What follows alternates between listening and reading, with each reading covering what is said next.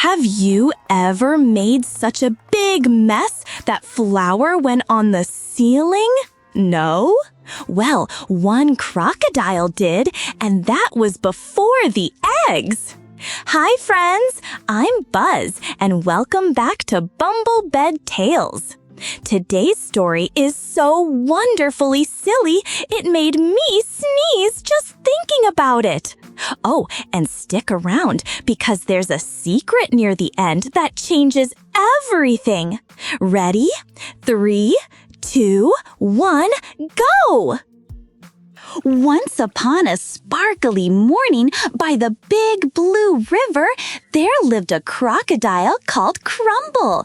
Big green scales, wiggly tail, a smile so wide you could count every single tooth, all 68 of them. He had counted, and the thing that made every single one of those 68 teeth the happiest?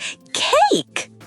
That morning, Crumble opened Grandma's old recipe book, the one with her handwriting in purple ink, the one that said, "Made with love," right at the very top.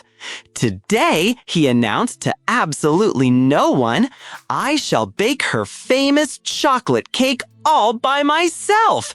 As a surprise, I am a perfectly capable crocodile. He had never baked anything before in his life. He tied his spotty apron with an extremely determined knot. He grabbed the flour bag, tipped it into the bowl, fast, way too fast. Whoosh! White powder exploded like a snowstorm inside the kitchen. In his eyes, up his nose, on the ceiling, on the cat. Wait, Crumble didn't even have a cat. Where did that come from? Achoo! Achoo! Achoo! 3 enormous sneezes. His apron flew off, his hat flew off, his dignity flew off. Absolutely everything was white. The eggs, simple. Just crack them gently. Crumble's big crocodile claws went squish, then splat. Cold, gooey yolk slid slowly down his snout. Drip, drip, drip. He stood very still. Oopsie, he said quietly. That was egg number 1. 6 more to go. 6. The batter looked terrible. Gray, lumpy, like wet cement someone had stirred with a boot.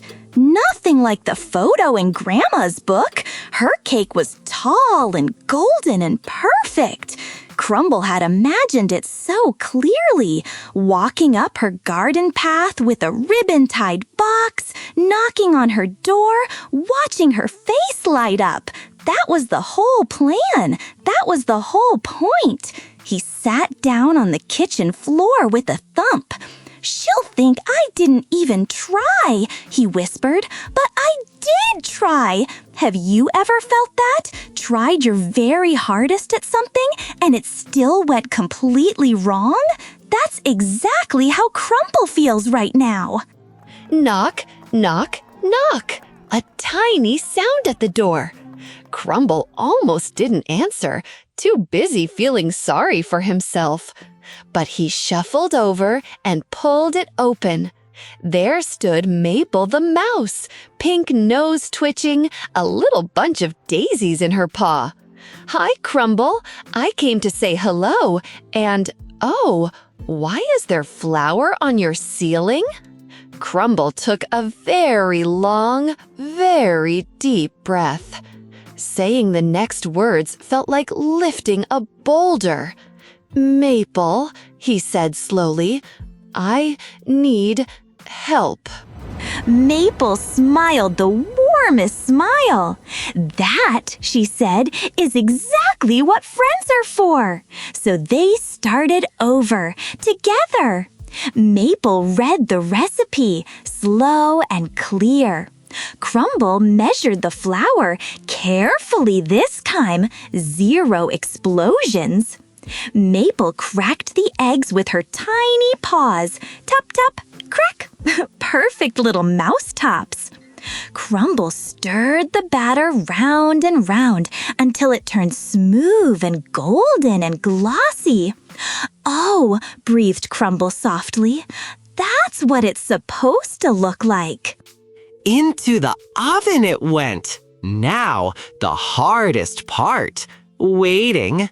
Crumble sat down, stood up, sat down again, paced to the oven, paced back, pressed his nose against the glass. "Crumble, stop peeking," said Maple. "I'm not peeking," said Crumble, very obviously peeking. But slowly, something magical happened. The most incredible smell crept through the kitchen. Warm, sweet, chocolatey, like a hug you could actually smell.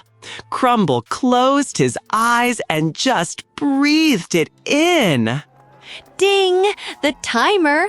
Crumble leapt up and knocked the oven mitt right off the counter. Oh no! He grabbed the scorching hot tin with his bare crocodile claws and felt absolutely nothing. Tough green scales, not even warm. "Oh," said Crumble, blinking slowly. "Handy." Maple laughed so hard she tumbled clean off her stool.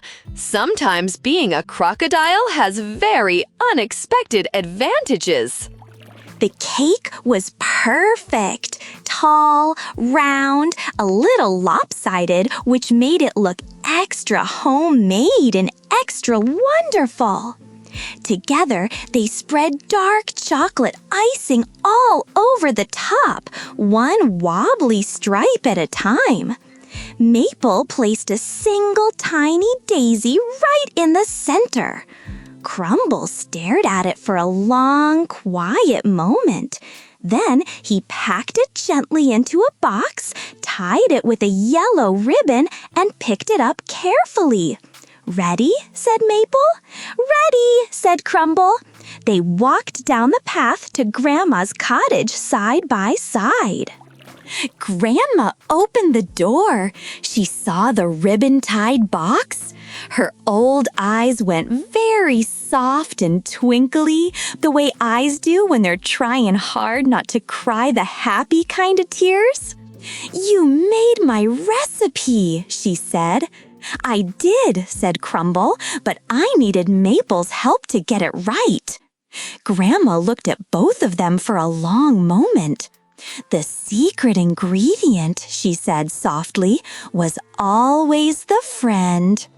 They ate every single slice, all three of them, until nothing remained but chocolate crumbs and the biggest smiles on the whole river. And that is the story of Crumble's crazy cake. Remember, asking for help isn't giving up. It's how the best things get made. Go find your Maple. Sharing always makes the cake taste sweeter.